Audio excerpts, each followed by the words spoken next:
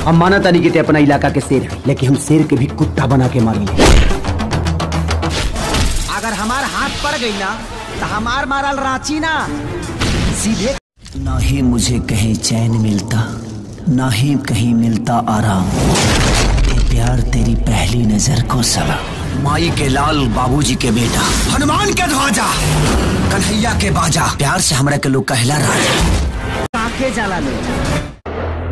हमरा से double cross मत करिए, ठीक ना होई। षड्यंत्र के मंत्र हमके ना आवेला। जवान भी काम कर लिए ताल ठोक के, और नहीं तो सामने वाला के ठोक के।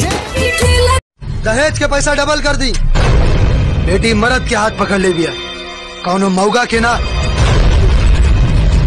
उड़ ले बेटा, काहे की उड़ के छर के कि भले